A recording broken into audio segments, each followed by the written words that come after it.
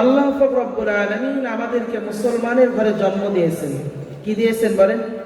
আমাদেরকে মুসলমানের ঘরে জন্ম দিয়েছেন। তাই জন্মসূত্রে কালিমা পেয়েছি, লা ইলাহা ইল্লাল্লাহু মুহাম্মাদুর রাসূলুল্লাহ সাল্লাল্লাহু আলাইহি ওয়াসাল্লাম। এই পৃথিবীর ভিতরে 170 কোটি মুসলমানের ভিতরে, এই পৃথিবীতে 170 কোটি মুসলমানের ভিতরে সবচেয়ে ধর্মপ্রাণ মুসলমান পৃথিবীর ভিতরে যেই দেশের ভিতরে আছে, সেই দেশটার নাম হলো বাংলাদেশ। সুবহানাল্লাহ। এই পৃথিবীর ভিতরে 170 কোটি মুসলমানের ভিতরে সবচেয়ে ধর্মপ্রাণ মুসলমান যেই দেশের ভিতরে বসবাস করে, সেই দেশটার নাম কি? বাংলাদেশ। তার প্রমাণ দিয়েছেন এই বাংলাদেশের মানুষ সবচেয়ে নবী প্রেমিক। সুবহানাল্লাহ বলেন। সবচেয়ে নবী প্রেমিক হলো এই বাংলাদেশের মানুষ। তার প্রমাণ দিয়েছেন বাংলাদেশের মানুষ। ফ্রান্সে যখন আবার নবীকে নিয়ে কটূক্তি করা হয়, ফ্রান্সে যখন আমার নবীকে নিয়ে কটূক্তি করা হয়, সারা পৃথিবীর ভিতরে প্রতিবাদ মিছিল হয়েছিল। সবচাইতে বেপরোয়া মিছিল যেই বাংলাদেশের যেই পৃথিবীর শহরে হয়েছিল, সেই শহরটার নাম হলো বাংলাদেশের রাজধানী ঢাকা শহর। ঠিক কিনা বলেন? সবচাইতে ধর্মপ্রাণ মুসলমান হলো এই বাংলাদেশের মুসলমান। আর আমরা সৌভাগ্যবান এই জন্য যে আমরা আখিরি নবীর উম্মত হিসাবে আল্লাহ তাআলা আমাদেরকে কবুল করেছে। শুকরিয়া আদায় করে বলি আলহামদুলিল্লাহ। আখিরি নবীর উম্মত হিসাবে আল্লাহ তাআলা আমাদেরকে কবুল করেছেন, এজন্য আরেকবার শুকরিয়া আদায় করে বলি আলহামদুলিল্লাহ। কারণ ইতিপূর্বে যে সমস্ত নবীরা আসছিলেন পৃথিবীতে, যে সমস্ত নবীরা পৃথিবীতে এসেছিলেন, তারা তাদের কিতাব নিয়ে চলে গেছে। পরবর্তীতে তাদের তেমন একটা প্রচার প্রসার ঘটেনি। তাদের পরবর্তী চিন্তাধারা তেমন একটা ছিল না। আমাদের নবীর আগে হযরত ঈসা আলাইহিস সালাতু ওয়াস সালাম জন্মগ্রহণ করেছিলেন। নবী ছিলেন ঈসা আলাইহিস সালাতু ওয়াস সালাম। ব্যবধান 500 বছরের। কত বছরের? 500 বছরের ব্যবধান। আল্লাহ তাআলা অত্যন্ত গুরুত্বপূর্ণ একটা কিতাব দিয়েছিলেন হযরত ঈসা আলাইহিস সালাতু ওয়াস সালামকে। কিতাবটার নাম কি? ইনজিল শরীফ। এই 500 বছরের ব্যবধানের কারণে, আমার নবী না থাকার কারণে, এই 500 বছরের ব্যবধানে এই তাওরাত ভিতরে যা কিছু ছিল সবকিছু আলু আর পটলের সাথে ভর্তা করে খেয়ে ফেলেছে। ঠিক কিনা বলেন? কিন্তু দুইটা মুআজিজা ছিল। ঈসা আলাইহিস সালামের দুইটা কি ছিল? মুআজিজা ছিল। যদি ঈসা আলাইহিস সালাম কোন কবরের পাশে যেয়ে বলতেন কুম বিসমিল্লাহ, তাহলে কবর থেকে লাশ উঠে ঈসা আলাইহিস সালামের সাথে কথা বলতেন। সুবহানাল্লাহ বলেন। আর যদি কোনো অন্ধ ব্যক্তির চোখের উপরে হাত বোলায় দিতেন, তাহলে চক্ষু কি হয়ে যেত? ভালো হয়ে যেত। এখন বলেন, মুসলমানদের চাইতে 50 কোটি বেশি আছে ওই ইহুদি। তাহলে ইহুদি খ্রিস্টানরা 50 কোটি বেশি মুসলমানের চাইতে। তো এত বেশি থাকা সত্ত্বেও ঈসা আলাইহিস সালামের যেই মুআজিজা ছিল, এই মুআজিজা কি ধরে রাখতে পারছে? কথা বলেন না। এই মুআজিজা কি ধরে রাখতে পারছে?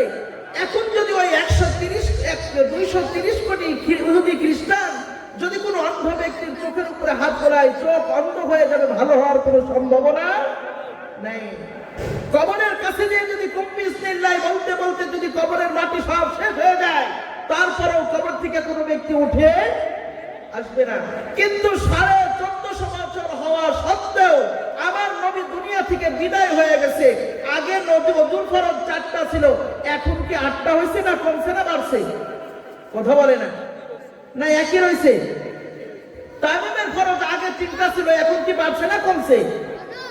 হ্যাঁ, এইরকমই আছে। 1450 বছর হওয়া সত্ত্বেও আমার নবীর একটা জিনিসের পরিবর্তন হয় নাই। আল্লাহু আকবার বলেন।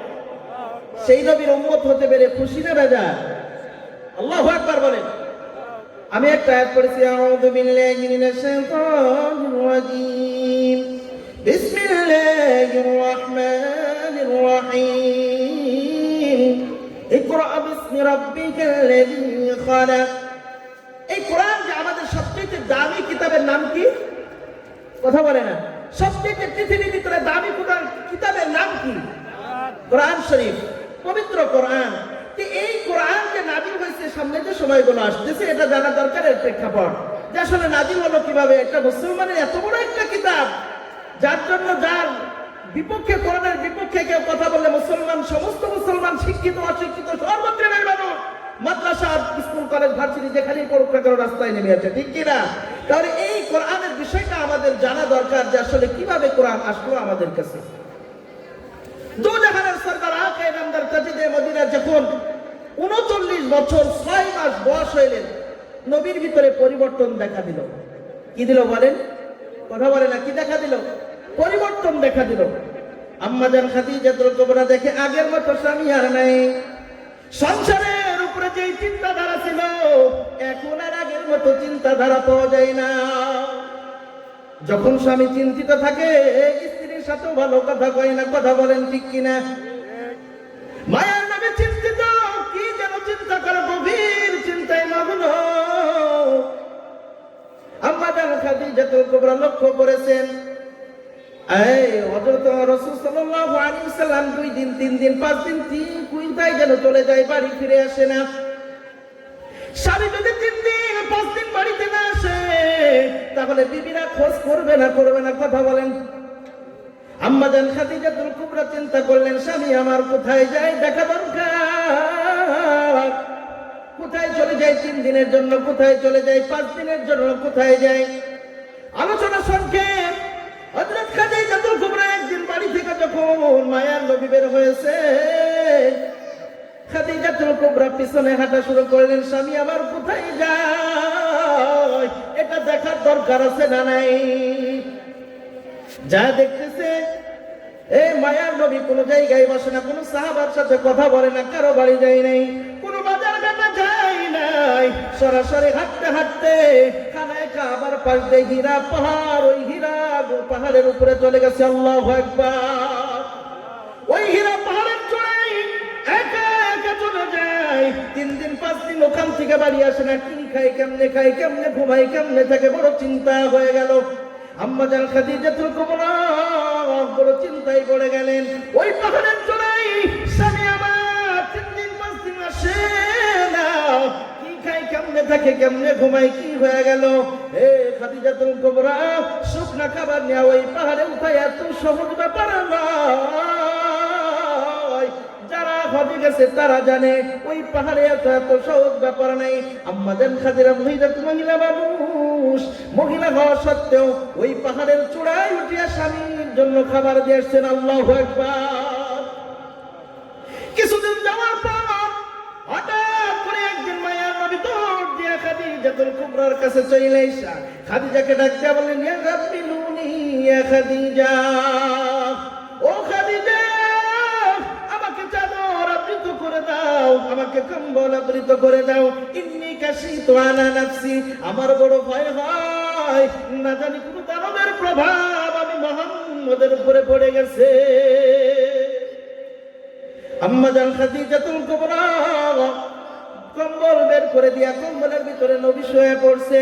শিওরে বসিয়া সান্ত্বনা দিয়া স্বামীকে ডাক দিয়া বললেন, স্বামী আমার চিন্তার কোনো কারণ নেই, আমি ধনাঢ্য পরিবারের কন্যা, আমি খাদিজাতুল কুবরা বলতে পারি এই মক্কা মদিনায় কম ঘুরি নাই, কম ঘুরি নাই।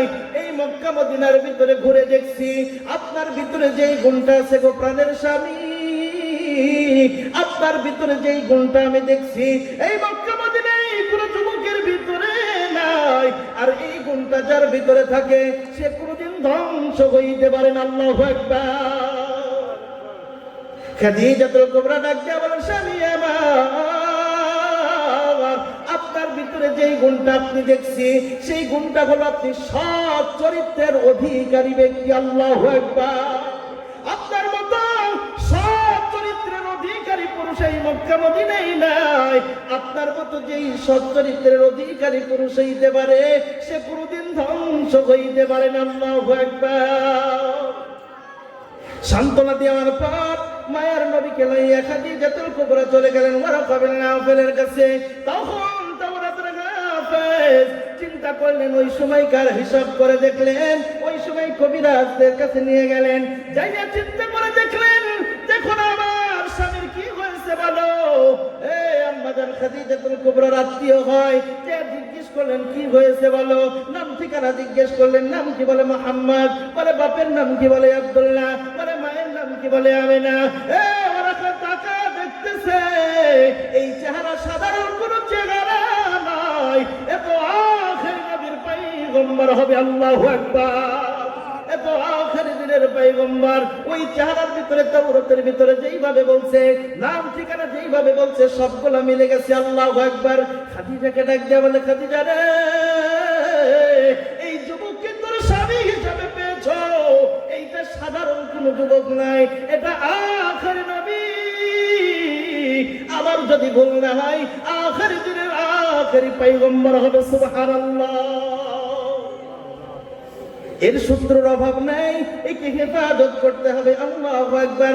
খাদিজাতুল কুবরা চলে আসলেন, স্বামীকে লইয়া বাড়িতে আসার পর স্বামীকে সান্ত্বনা দিয়ে বললেন, স্বামী আমার, ও স্বামী আমার, আপনার ভিতরে চারটা গুণ দেখছি গো প্রাণের স্বামী, আপনার ভিতরে চারটা গুণ আমি দেখেছি, এই চারটা গুণ আমি কারোর মধ্যে দেখি নাই।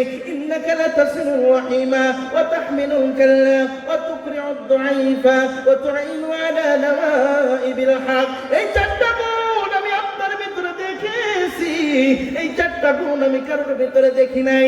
এই চার গুণওয়ালা মানুষ কোনোদিন ধ্বংস হইতে পারে না। আল্লাহু আকবার। নবী আবার যাওয়া শুরু করছেন। একটু সুস্থ হওয়ার পর আবার হীরা পাহাড়ে চলে গেছে, ওই চূড়ায় বসে একা একা ইবাদত করতেছেন। হঠাৎ করে আল্লাহু আকবার, নবী আমার, এইবার জিবরাইল আমিন আয়েশা অথবা কে যেন অদৃশ্য আওয়াজে ডাকতেছি, এ মুহাম্মদ। এই দেখার পরে নবী আমার ডান দিকে তাকায় দেখে কেউ নাই, বাম দিকে তাকায় দেখে কেউ নাই, পিছনের দিকে তাকায় দেখে কেউ নাই, সামনের দিকে তাকায় দেখে কেউ নাই। নবীর আমায় ভয় হয়ে গেছে, জিবরাইল আমিন নেমে আসছে। আল্লাহু আকবার। একজন সুন্দর মানুষের রূপের আকৃতি ধারণ করিয়া নবীকে আমার বুকের ভিতরে দাঁড়ায়া নবীকে আগ মুহূর্তে বললেন, নবী বলেন ইকরা, নবী বললেন না, আমি জানি না, আমি পড়তে পারি না। আবার বললেন, নবী বলেন ইকরা, বলে আমি পড়তে পারি না। এইবার নবীকে বুকের ভিতরে ধরিয়া যেই মাত্র একটা চাপ দিয়েছে, আল্লাহু আকবার করলেন, নবী আমার পড়া শুরু করে দিয়েছেন, ইকরা বিসমি রাব্বিকাল্লাযী খালাক খালাকাল ইনসানা মিন আলাক। আল্লাহু আকবার বলেন। নবী আবার পড়া শুরু করেছে, কোরআন নাযিল হয়ে গেছে। আল্লাহু আকবার কর, আল্লাহু আকবার। এই কোরআন এই মাদ্রাসায় শেখানো হয়। এই ছোট্ট ছোট্ট বাচ্চারা এই মাদ্রাসায় শিখে না। হাজার হাজার ছাত্র এই মাদ্রাসা থেকে আলিফ থেকে শুরু করিয়া এখান থেকে পারে যাওয়ার পর কোরআনের হাফেজ হইছে। এখান থেকে যাওয়ার পর বহু ছাত্র এখান থেকে হাফেজ, মাওলানা, মুফতি হওয়ার পর সারা বাংলাদেশের খেদমতের ভিতরে নিয়োজিত। আল্লাহু আকবার। এখানে হাতে পায়ে ধরিয়া শিক্ষকরা ছাত্রদেরকে শিক্ষা দেয়। আই ছেলেরা, আই মেয়েরা, ব্ল্যাকবোর্ডের কাছে আদিবাতা শিক্ষার একটি সুন্দর নিয়ম আছে। উপর থেকে চক ধরে নিচে দিলাম টান, কি সুন্দর আমি ফলো দেখরে পুনা পান। ডান দিকতে চক ধরে বাম দিকেতে যা, নিচে একটা নুক্তা দিলে হয়ে যায় রে বা, উপরে দুইটা নুক্তা দিলে কি সুন্দর তা, আর একটা নুক্তা দিলে আদব রঙের ছা। বাম দিকতে চক ধরে ডান দিকেতে যা, একটুখানি বাঁকা করে নিচের দিকে আ, নুক্তা দিলে জিম হবে বিনা নুক্তায় হা, উপরে একটা নুক্তা দিলে হয়ে যায় রে খ। ডান হাত খানি বাঁকা করলে যে রূপ হয়, ওই রূপেরই বাঁকা রে ভাই, ভালো তারে কয়। জাল বানাইতে মনে চাই চকটি হাতে নাও, শুধুমাত্র নুক্তায় একটি উপরে বসাই দাও। উপরে থেকে নিচের দিকে একটু বাঁকা রক, উপরে একটা নুক্তা দিলে হয়ে যায় রে সান। তিনটা তলা পেটটি বেঁকা গোল করিলে সিন, উপরে তিনটা নুক্তা দিলে হয়ে যায় রে সিন। মাথা মোটা পেটটি বেঁকা গোল করিলে সাদ, উপরে একটা নুক্তা দিলে হয়ে যায় রে দদ। আল্লাহু আকবার। এই শিক্ষা এই মাদ্রাসায় দেওয়া হয়। আলিফ থেকে শুরু করিয়া এক একটা অক্ষর যদি বাবারা পড়তে পারো, এক একটা অক্ষর তোমার অর্থ জানা লাগবে না। একটা অক্ষর পড়লে তোমার 10টা কোরআনে কি লেখা হবে। আল্লাহু আকবার। নবী আমার, নবীর উপরে কোরআন নাযিল হয়ে গেছে। একে একে পড়া শুরু করেছে। নবী আমার ভয় পেয়ে গেছে। আম্মা জান খাদিজাতুল কুবরা স্বামীকে সান্ত্বনা দিয়া বললেন, স্বামী আমার, আপনার ভিতরে 4টা গুণ আমি দেখেছি গো স্বামী। এই 4টা গুণ যার ভিতরে পাওয়া যায়, এই 4টা গুণ যার ভিতরে পাওয়া যায়, সে কোনোদিন ধ্বংস হইতে পারে না। আল্লাহু আকবার। এই 4টা গুণ আপনার ভিতরে আমি দেখেছি। 1 নাম্বার, আপনি আত্মীয়দের সাথে ভালো ব্যবহার করেন। 2 নাম্বার, মেহমানদারির সাথে ভালো ব্যবহার করেন। 3 নাম্বার, আপনি অসহায় মানুষের পাশে বসেন, অসহায় মানুষের পাশে থাকেন। 4 নাম্বার, ন্যায় প্রতিষ্ঠার জন্য আপনি পুরো জীবনটাকে ব্যয় করে দিয়েছেন। আল্লাহু আকবার। এই ন্যায় প্রতিষ্ঠা তৈরি করে গেছেন খলিফা। 4 জন খলিফা বানায় গেছেন আমার নবী। তার ভিতরে আমার মহব্বতের নবীর একজন সাহাবী হলেন হযরত ওমর। আমার নবীর একজন মহব্বতের সাহাবী হলেন ওমর। লাউ কানা বা'দি নাবিয়্যান লাকানা ওমর। যদি নবী বলেছেন আমার পরে যদি কেউ নবী হইতো, তাহলে সে হইতো আমার ওমর। আল্লাহু আকবার। পীর যেমন হবে, সাদৃশ্য তেমনই হবে। কথা বলেন ঠিক কিনা? অর্থ দেখানোর খলিফা হলেন আমার। অর্থ দেখার রাতের বেলায় ঘুমাই না, সারা রাত্রি সাধারণ পোশাক করিয়া রওনা হয়ে গেছে। রাতের বেলায় সফর করতেছে। কে কি অবস্থার ভিতরে আছে? আমি এলাকার প্রতিনিধিত্ব করতে যদি চাই, এলাকার মানুষের হাল হাকিকত দেখতে হবে। ঠিক কি ঠিক না? হযরত ওমর ওই রাজ্যের ভিতরে ঘুরে ঘুরে দেখতেছেন কার কি অবস্থা। হঠাৎ করে দেখতেছেন একটা থেকে পুরো ঘরে একটা জঙ্গলার মাঝে কে যেন কি যেন রান্না করতেছে, আগুন জ্বলতেছে। হযরত ওমর গভীর নজর দিকে তাকায় দেখলেন কি যেন ওখানে রান্না করতেছে। তুই একটা বাচ্চা গুলো মনে হয় যেন আস্তে আস্তে মাথায় হাত বলে ঘুমাইতেছে। হযরত ওমর কাছে যাইয়া সালাম দিয়া দেখতেছেন। ডাক দিয়া বললেন, কি হয়েছে কি হয়েছে? ওই বুড়িমা চোখের পানি ফেলায়া ডাক দিয়া বললেন, আমি কি বলবো কি বলবো? এই অর্থ জাহানের খলিফা হলেন ওমর। তখন ওমরকে চিনি না। হযরত ওমরের নামে আমি আল্লাহর দরবারে নালিশ করব। আজকে 3 দিন হয়ে গেল আমার বাচ্চাদেরকে আমি খাবার দিতে পারি নাই, কিন্তু অর্ধ জাহানের খলিফা হওয়ার পরে কোনো খোঁজ খবর নেই। বলে, আপনি কি রান্না করতেছেন? বলে, পাতিলের ভিতরে সন্তানরা ঘুমায় গেছে, এই পানির ভিতরে পাথর গোলা দিয়ে আমি রান্না করতেছি। এই পাথর গোলা দিয়া সন্তানদের সান্ত্বনা দিয়েছি, তুমি ঘুম থেকে উঠলে তোমাদেরকে খাবার দিব। ও আমি সন্তানগুলো ঘুম থেকে উঠিয়া যদি আমি মায়ের কাছ থেকে খাবার চাই, আমি কি জবাব দিব বলো? হযরত ওমর গোলাম আসলামকে লয়ে রওনা। ডাক দিয়া বলেন, আম্মা জান একটু অপেক্ষা করেন। হযরত আব্দুল খলিফা ওমর রওনা হয়ে গেছে। দৌড় দিয়া বাইতুল মাল থেকে এক বস্তা আটা মাথার উপরে নিয়েছেন। গোলাম আসলাম ডাক দিয়া বলেন, আমার আমিরুল মুমিনিন, আপনি অর্থ জাহানের খলিফা, আপনি যদি আটার বোঝা মাথা নেন এটা কেমন হয়ে যায়? গোলাম আসলামকে ডাক দিয়া বলেন, গোলাম আসলাম, আমার কাল হাসরের ময়দানে জবাব যেহেতু আমাকেই দিতে হবে, তুমি আর বাধা দিও না। এই আটার বোঝা আমার মাথায় উঠাইয়া দাও। হযরত ওমর নিজ মাথায় অর্ধ জাহানের খলিফা হইয়া আটার বোঝা লইয়া ওই বুড়িমার কুড়ি ঘরে যাইয়া নিজে আটা খামির করিয়া রুটি বানাইয়া বুড়িমার হাতে তুলে দিলেন। আর ডাক দিয়া বলেন, বুড়িমা আপনার সন্তানগুলোকে খাবার দিবেন, এটা ফোরানোর আগে আমি আবার আপনার কাছে খবর নিব। কিছুদিন যাওয়ার পর কিন্তু তার এক মুহূর্তে বুড়ি বলেছিলেন, এই তোমার মতো যুবক যদি এই অর্ধ জাহানের খলিফা হইতো, তাহলে কোন মানুষ না খেয়ে থাকতো না। আল্লাহু আকবার। বুড়িমাকে রেখে চলে গেছে। কিছুদিন পর হযরত ওমর প্রতিনিধি একটা দল পাঠাইছে, যাও ওইখানে একটা বুড়িমা বসে আছে সন্তানদেরকে লইয়া, যাও তাদেরকে খবর দিয়ে নিয়ে এসো, আমার রাজ দরবারে নিয়ে এসো। বুড়িমাকে যাইয়া ডাকতে গেছে।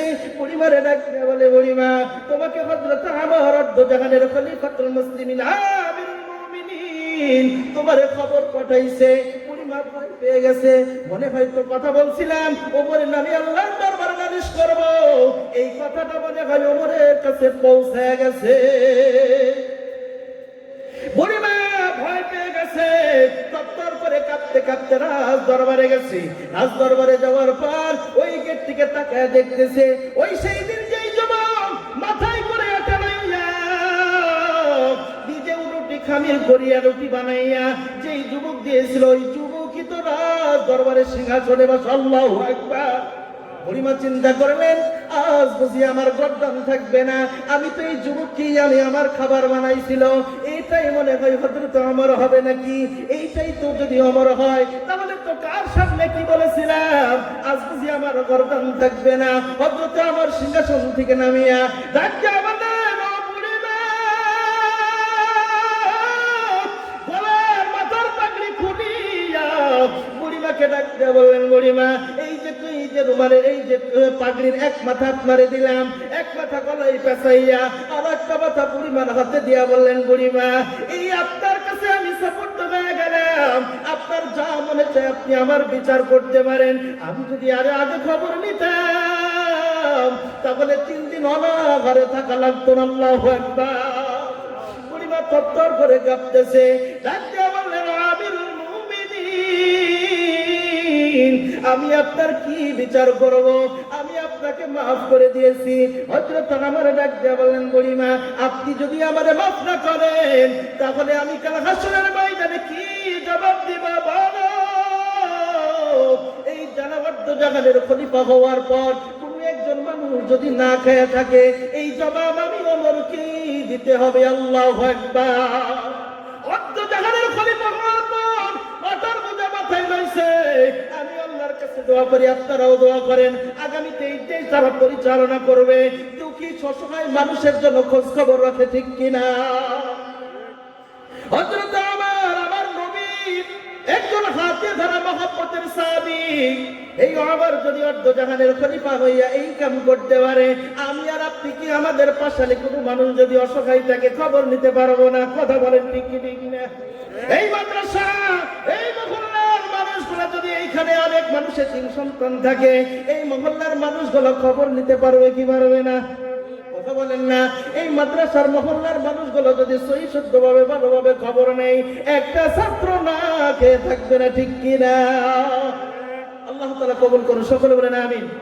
নবীর সুপারিশ আমরা চাই তো? নবী যদি আমাদেরকে সুপারিশ না করে তাহলে বিপদ আছে। কি আছে? পাখি আয় আয় আয় শুনে যাবার মনের বাসনা, শুনে যাবার মনের ব্যথা ও আকাশের মেঘ, রাসূলকে আমার বলবি গিয়ে মনে যাবে কে করবে আবেগ পুরো, রাসূল বিনা কেউ তো বুঝবে না। পাখি আয় আয় আয় শুনে যাবার মনের বেদনা,